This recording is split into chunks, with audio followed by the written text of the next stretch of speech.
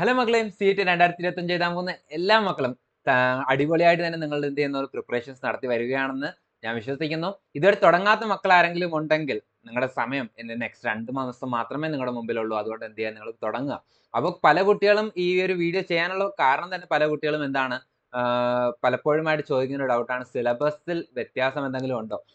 NCERT പുതിയൊരു NCERT പുതിയ edition ഇറങ്ങിയില്ലേ, അപ്പം നമുക്ക് പഴയ സിലബസ് വെച്ചാണോ പഠിക്കേണ്ടത്, പുതിയ NCERT വെച്ചാണോ കവർ ചെയ്യേണ്ടത്, ഏത് ടോപ്പിക്സ് നിന്നായിരിക്കും നമ്മുടെ ക്വസ്റ്റ്യൻസ് വരിക, ഏത് സബ്ജക്ട് കോമ്പിനേഷൻ ആണ് നമ്മൾ എടുക്കുക, ഏത് സബ്ജക്ട് കോമ്പിനേഷൻ ആയിരിക്കും നമുക്ക് ഉചിതമായിട്ടുള്ളത്.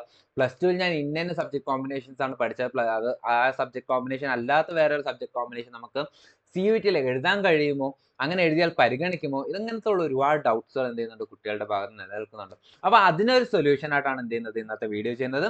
വീഡിയോ സ്കിപ്പ് ചെയ്യാതെ കാണുക, ഇഷ്ടപ്പെടുവാൻ ലൈക്ക് ചെയ്യുക, സബ്സ്ക്രൈബ് ചെയ്യുക.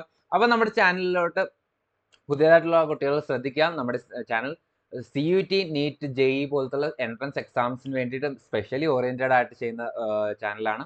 അപ്പോൾ ഇതിലൂടെ നമ്മൾ എന്ത് ചെയ്യുന്നുണ്ട്, കഴിഞ്ഞ 3 വർഷങ്ങളായിട്ട് പല കുട്ടികൾക്കും പല രീതിയിലുള്ള ഹെൽപ്പുകളും കാര്യങ്ങളും, പല രീതിയിലുള്ള അസിസ്റ്റൻസും, പല രീതിയിലുള്ള ക്ലാസ്സുകൾ നമ്മൾ എന്ത് ചെയ്തിട്ടുണ്ട്, എടുത്തു കൊടുത്തിട്ടുണ്ട്. അപ്പം നമ്മുടെ ഈ നമ്മുടെ വീഡിയോയിലോട്ട് കിടക്കാം. നിങ്ങളുടെ വിലപ്പെട്ട സമയം ഞാൻ എന്ത് ചെയ്യുന്നില്ല, കളയുന്നില്ല. നിങ്ങൾ സബ്സ്ക്രൈബ് ചെയ്യാത്ത കുട്ടികളാണെങ്കിൽ ഉടനെ സബ്സ്ക്രൈബ് ചെയ്ത് വെക്കാം. അപ്പോൾ നമ്മൾ സിലബസിന്റെ കാര്യം ഫസ്റ്റ് ഓഫ് ഓൾ പറഞ്ഞു തുടങ്ങാം. നമ്മുടെ സിലബസിൽ നിങ്ങൾക്ക് കാണാൻ കഴിയുന്ന പോലെ തന്നെ നമ്മുടെ CUET-യുടെ ഒഫീഷ്യൽ ആയിട്ടുള്ള വെബ്സൈറ്റ് ആണ് ഈ കാണുന്നത്. ഓക്കെ, അതും 2024 നിങ്ങൾക്ക് കാണാൻ കഴിയുന്ന പോലെ തന്നെ 2024 വെബ്സൈറ്റ് ആണ് ഇത്. 2025 ഇത് എന്ത് ചെയ്തിട്ടില്ല, അപ്ഡേറ്റ് ചെയ്തിട്ടില്ല. അതായത് ഇതുവരെ നിങ്ങൾക്ക് രജിസ്ട്രേഷന്റെ നോട്ടിഫിക്കേഷൻസോ എക്സാമിന്റെ ഡീറ്റെയിൽസോ ഒന്നും എന്ത് ചെയ്തിട്ടില്ല, അവർ ഇതുവരെ പബ്ലിഷ് ചെയ്തിട്ടില്ല.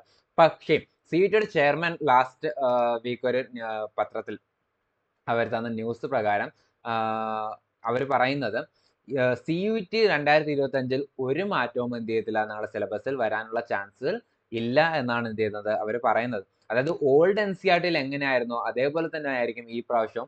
അതായത് കഴിഞ്ഞ 2 പ്രാവശ്യം എങ്ങനെയായിരുന്നു അതേപോലെ തന്നെ ആയിരിക്കും ഈ പ്രാവശ്യം നമുക്ക് എന്ത് ചെയ്യുന്നത്, എക്സാം കണ്ടക്ട് ചെയ്യുക എന്നാണ് എന്ത് ചെയ്യുന്നത്, നമ്മുടെ CUET-യുടെ ഭാഗത്ത് നിന്ന് വരുന്ന നമുക്ക് കിട്ടിയിട്ടുള്ള ഇൻഫർമേഷൻ ഇങ്ങനെയാണ്.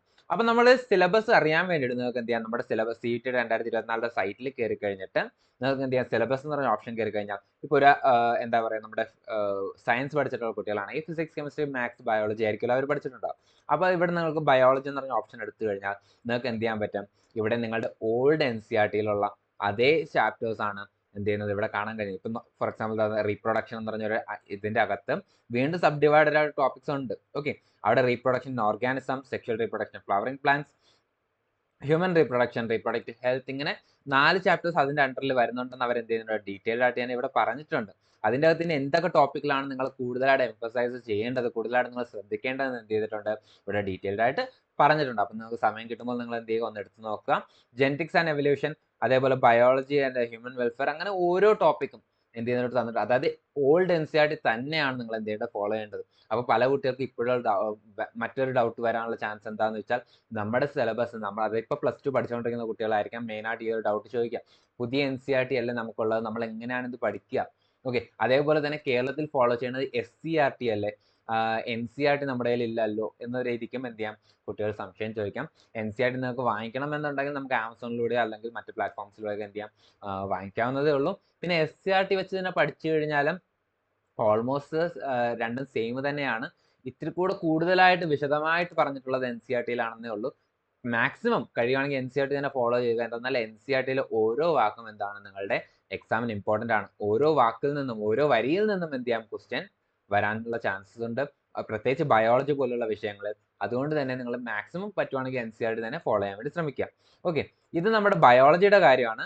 നെക്സ്റ്റ് നമുക്ക് അതേപോലെ തന്നെ നമുക്ക് എന്ത് ചെയ്യാം, നമ്മുടെ ഫിസിക്സ്, കെമിസ്ട്രി, ഫിസിക്സ് ഒക്കെ എടുത്ത് നോക്കാം, കെമിസ്ട്രി എടുത്ത് നോക്കാം. ഫിസിക്സിൽ നമ്മൾ നോക്കിക്കഴിഞ്ഞാൽ നമുക്ക് എന്ത് ചെയ്യാൻ പറ്റും, വീണ്ടും അത് ഓർക്കുക, പ്ലസ് 2-ലെ ചാപ്റ്റേഴ്സ് മാത്രമേ ഉള്ളൂ, പ്ലസ് 1-ലെ ചാപ്റ്റേഴ്സ് എന്ത് ചെയ്യുന്നില്ല, നിങ്ങൾക്ക് ഇവിടെ ചോദിക്കാറില്ല. ഓക്കെ, അതുകൊണ്ട് തന്നെ പ്ലസ് 2 പഠിച്ചുകൊണ്ടിരിക്കുന്ന ഒരു കുട്ടിക്ക് സുഖമായിട്ട് നിങ്ങൾക്ക് എന്ത് ചെയ്യാൻ പറ്റും, നിങ്ങളുടെ CUET ക്രാക്ക് ചെയ്ത് നിങ്ങൾക്ക് എന്ത് ചെയ്യാൻ പറ്റും, എക്സാമിലൂടെ നിങ്ങൾക്ക് നിങ്ങളുടെ സീറ്റ് ഉറപ്പിക്കാൻ വേണ്ടി കഴിയും. ഓക്കെ, കെമിസ്ട്രി എടുത്തു കഴിഞ്ഞാൽ നിങ്ങൾക്ക് എന്ത് ചെയ്യാൻ പറ്റും, ഇവിടെ എല്ലാ ചാപ്റ്റേഴ്സും, ഇവിടെ ഈ പറഞ്ഞ ചാപ്റ്റേഴ്സ് ഒക്കെ കുറേ ചാപ്റ്റേഴ്സ് എന്ത് ചെയ്യാം, പുതിയ NCERT ഡിലീറ്റഡ് ആണ്. പക്ഷേ ഇവിടെ നിങ്ങൾക്ക് എന്ത് ചെയ്യാം, 16ഓളം ചാപ്റ്റേഴ്സ് നിങ്ങൾക്ക് ഇവിടെ നിലവിലുള്ളതായിട്ട് നിങ്ങൾക്ക് എന്ത് ചെയ്യാൻ പറ്റും, കാണാൻ വേണ്ടി കഴിയും. അപ്പോൾ ഈ 16 ചാപ്റ്റേഴ്സ് നിങ്ങൾ പഠിക്കണം. പഠിച്ചു കഴിഞ്ഞാൽ മാത്രമേ നിങ്ങൾക്ക് എന്ത് ചെയ്യത്തുള്ളൂ, സ്കോർ ചെയ്യാൻ വേണ്ടി കഴിയത്തുള്ളൂ എന്ന കാര്യം ഞാൻ എന്ത് ചെയ്യുന്നു, ഓർമ്മിപ്പിക്കുന്നു. അതേപോലെ നിങ്ങൾക്ക് ബാക്കിയുള്ള കാര്യങ്ങളുടെയും എന്ത് ചെയ്യുന്നുണ്ട്, ഡീറ്റെയിൽഡ് ആയിട്ട് ഇവിടെ പറയുന്നുണ്ട്.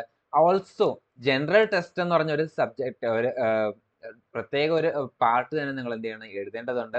അത് എല്ലാവരും എഴുതണോന്ന് ചോദിച്ചു കഴിഞ്ഞാൽ ഒരിക്കലും നിർബന്ധമായിട്ട് ആരും എന്ത് ചെയ്യുന്നില്ല, പറയുന്നില്ല ജനറൽ ടെസ്റ്റ് എഴുതണം. അതേപോലെ ഇംഗ്ലീഷ് അഥവാ ഏതെങ്കിലും ഒരു ലാംഗ്വേജ് ആദ്യം ഫസ്റ്റ് സെക്ഷനായിട്ട് കിടപ്പുണ്ട്, അതും എഴുതണോ എന്ന് നിർബന്ധമായിട്ട് ചോദിച്ചു കഴിഞ്ഞാൽ ഒരിക്കലും നിർബന്ധമൊന്നുമല്ല, നിങ്ങൾക്ക് വേണമെങ്കിൽ എഴുതിയാൽ മതി. അപ്പം നിങ്ങൾ ചോദിക്കും അങ്ങനെ ഞാൻ എഴുതിയില്ലെങ്കിൽ കുഴപ്പമുണ്ടോ എന്ന് ചോദിച്ചാൽ ഒരു കുഴപ്പവും ഇല്ല. പക്ഷെ അവിടെ നിങ്ങൾക്ക് വരുന്ന ഒരേ ഒരു ഇഷ്യൂ എന്താന്ന് ചോദിച്ചാൽ, നിങ്ങൾക്ക് ഇവിടെ യൂണിവേഴ്സിറ്റീസ് എന്ന് പറഞ്ഞൊരു സെക്ഷൻ കാണാം അല്ലേ.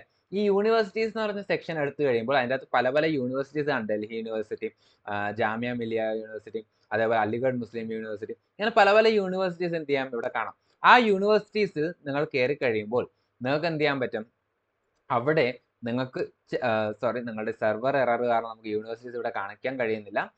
നിങ്ങൾ നിങ്ങളുടെ ഇതിൽ കൂടെ നിങ്ങൾ എടുത്ത് നോക്കിയാൽ മതി. കുറച്ച് കഴിഞ്ഞ് റെഡി ആവുകയാണെങ്കിൽ നിങ്ങൾക്ക് എന്ത് ചെയ്യാൻ പറ്റും, കാണാൻ വേണ്ടി കഴിയും. ഓക്കെ, അപ്പോൾ ഞാൻ പറഞ്ഞു വന്നത് നമ്മുടെ ഈ യൂണിവേഴ്സിറ്റീസ് എടുത്ത് നോക്കുമ്പോൾ അവിടെ സ്പെസിഫിക് ആയിട്ട് ഇന്ന സബ്ജക്ട്സ് ഉണ്ടെങ്കിൽ മാത്രമേ, അഥവാ ഇന്ന എക്സാംസ് നിങ്ങൾ അറ്റൻഡ് ചെയ്തിട്ടുണ്ടെങ്കിൽ മാത്രമേ നിങ്ങൾക്ക് എന്ത് ചെയ്യാൻ പറ്റത്തുള്ളൂ, ഇന്ന യൂണിവേഴ്സിറ്റിയുടെ അഡ്മിഷൻ എടുക്കാൻ കഴിയത്തുള്ളൂ എന്ന് അവർ ഡിമാൻഡ് വെച്ചിട്ടുണ്ടെങ്കിൽ നിങ്ങൾ ആ സബ്ജക്ട്സ് എന്ത് ചെയ്യണം, എഴുതിയേ തീരും. ഇതാണ് നമ്മൾ സബ്ജക്ട് കോമ്പിനേഷൻ എടുക്കുമ്പോൾ നമ്മൾ ശ്രദ്ധിക്കേണ്ടത്. ഓക്കെ, നമ്മൾ എക്സാം എഴുതുമ്പോൾ രജിസ്റ്റർ ചെയ്യുമ്പോൾ ഇന്ന വിഷയങ്ങൾ, ഇന്ന സബ്ജക്ട്സുകൾ നമ്മൾ കൊടുത്തിരിക്കേണ്ടത് ഇത് പ്രകാരമായിരിക്കും എന്ന് ഞാൻ എന്ത് ചെയ്യാം, വീണ്ടും ഒന്നുകൂടെ ഓർമ്മിപ്പിക്കാം. ഓക്കെ, അപ്പം നിങ്ങൾ എന്ത് ചെയ്യുക, യൂണിവേഴ്സിറ്റി സെക്ഷൻ എടുത്ത് കഴിയുമ്പോൾ ഞാൻ എക്സാമ്പിൾ പറഞ്ഞാൽ, ഇപ്പോൾ ഡൽഹി യൂണിവേഴ്സിറ്റി ആണെങ്കിൽ അവിടെ ഇംഗ്ലീഷ് എന്ന് പറഞ്ഞൊരു സബ്ജക്ട് മാൻഡേറ്ററി ആണ്. അവിടെ ഇംഗ്ലീഷ് എടുത്തു കഴിഞ്ഞാൽ മാത്രമേ, ഇംഗ്ലീഷ് എഴുതിയിട്ടുണ്ടെങ്കിൽ മാത്രമേ അവിടെയുള്ള പല കോഴ്സുകളിലോട് നിങ്ങൾക്ക് എന്ത് ചെയ്യത്തുള്ളൂ, അഡ്മിഷൻ ലഭിക്കത്തുള്ളൂ. അപ്പം നിങ്ങൾക്ക് അതേപോലെ തന്നെ സബ്ജക്ട് കോമ്പിനേഷൻ്റെ കാര്യം ഞാൻ പറയുവാണെങ്കിൽ എല്ലാ സ്ഥലത്തും ഫിസിക്സ്, കെമിസ്ട്രി, ബയോളജി തന്നെ വേണമെന്ന് നിർബന്ധമില്ല. ഓക്കെ, ചില സ്ഥലത്ത് ഫിസിക്സ്, കെമിസ്ട്രി, മാത്സ് ആണ്. ഇപ്പം ഞാൻ BSc പോലത്തെ നമ്മുടെ BCom പോലത്തുള്ള കോഴ്സുകളൊക്കെ ആണെങ്കിൽ അവിടെ മാത്സ് എന്താണ്, ഇമ്പോർട്ടൻ്റ് ആണ്. ബാക്കിയുള്ള സയൻസ് റിലേറ്റഡ് ആയിട്ടുള്ള കോഴ്സുകളിലോട്ട് പോകുമ്പോൾ നിങ്ങൾക്ക് എന്ത് ചെയ്യുന്നുണ്ട്, അവിടെ ബയോളജി ഇമ്പോർട്ടൻ്റ് ആണ്.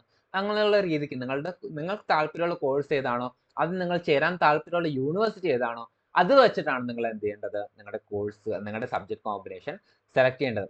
ഓൾസോ കുട്ടികൾ ചോദിക്കുന്നത്, +2 ഞാൻ ഫിസിക്സ്, കെമിസ്ട്രി, ബയോളജി ആണ് പഠിച്ചത്, എനിക്ക് എന്താ നമ്മുടെ ഫിസിക്സിൽ ഇത്തിരി ഡിഫിക്കൽട്ടാണ്, ഫിസിക്സ് എനിക്ക് ഇത്തിരി മനസ്സിലാക്കാൻ ബുദ്ധിമുട്ടുണ്ട്, അപ്പം ഞാൻ ഫിസിക്സിന് പകരം അഗ്രികൾച്ചർ, ബയോളജി, കെമിസ്ട്രി എന്ന കോമ്പിനേഷനിൽ എഴുതിക്കോട്ടെ എന്ന് ചോദിച്ചും കുട്ടികൾ വരാറുണ്ട്. നിങ്ങൾ ശ്രദ്ധിക്കുക മക്കളെ, നിങ്ങൾ +2 പഠിച്ചിട്ടില്ലാത്തൊരു വിഷയം നിങ്ങൾ എഴുതുവാണെങ്കിൽ ആ മാർക്ക് ഒരിക്കലും നിങ്ങളുടെ റിസൾട്ട്, റാങ്ക് ലിസ്റ്റ് പുറപ്പെടുവിക്കുമ്പോൾ അവർ ആ മാർക്ക് ഒരിക്കലും പരിഗണിക്കത്തില്ല. അതായത് ബാക്കിയുള്ള ബയോളജിയും കെമിസ്ട്രിയും മാത്രമേ അവർ എടുക്കത്തുള്ളൂ. അഗ്രികൾച്ചറുടെ മാർക്ക് അവരെന്ത് ചെയ്യും, തള്ളിക്കളയും. അപ്പോൾ അഗ്രികൾച്ചറുടെ മാർക്ക് ഇല്ല എങ്കിൽ മൊത്തം 600 മാർക്കിലാണ് മിനിമം എക്സാം നിങ്ങൾ അറ്റൻഡ് ചെയ്യേണ്ടത്. 3 വിഷയം, ഓരോ വിഷയം 200 മാർക്കിലാണ് വരുന്നത്. ടോട്ടൽ 600 മാർക്കിലാണ് മിനിമം നിങ്ങൾ അറ്റൻഡ് ചെയ്യേണ്ടത്. അങ്ങനെ 600 മാർക്കിൽ നിങ്ങൾക്ക് 400 മാർക്കിനുള്ള ഇത് മാത്രമേ അവർ പരിഗണിക്കത്തുള്ളൂ. അതിൻ്റെ അണ്ടറിൽ നിങ്ങൾക്ക് കിട്ടുന്ന മാർക്ക് മാത്രമേ അവർ എടുക്കത്തുള്ളൂ എന്ന കാര്യം നിങ്ങൾ എന്ത് ചെയ്യുക, ശ്രദ്ധിക്കുക. അപ്പം നിങ്ങൾക്ക് നിങ്ങളുടെ സീറ്റ് കിട്ടാനുള്ള ചാൻസസ് എന്ത് ചെയ്യും, കുറയും. അപ്പോൾ ഇതേപോലത്തെ ഇൻഫർമേഷണൽ ആയിട്ടുള്ള ഒരുപാട് വീഡിയോസ് നമ്മൾ എന്ത് ചെയ്യാം, ഇനിയും വരുന്ന ദിവസങ്ങളിൽ അപ്ലോഡ് ചെയ്യാം. നമ്മുടെ ക്രാഷ് കോഴ്സിന്റെ കാര്യം ഞാൻ ഒന്നുകൂടെ ഓർമ്മപ്പെടുത്തിക്കൊള്ളുന്നു. നമ്മുടെ ക്രാഷ് കോഴ്സും ഉടനെ നമ്മൾ എന്ത് ചെയ്യും, സ്റ്റാർട്ട് ചെയ്യും. ഡീറ്റെയിൽസും കാര്യങ്ങളും ഞാൻ എന്ത് ചെയ്യാം, അടുത്ത വീഡിയോസിലായിട്ട് നിങ്ങളെ അറിയിക്കാം. അപ്പോൾ അടുത്ത വീഡിയോയുമായിട്ട് നമുക്ക് വീണ്ടും കാണുന്നത് വരെ ബൈ ബൈ.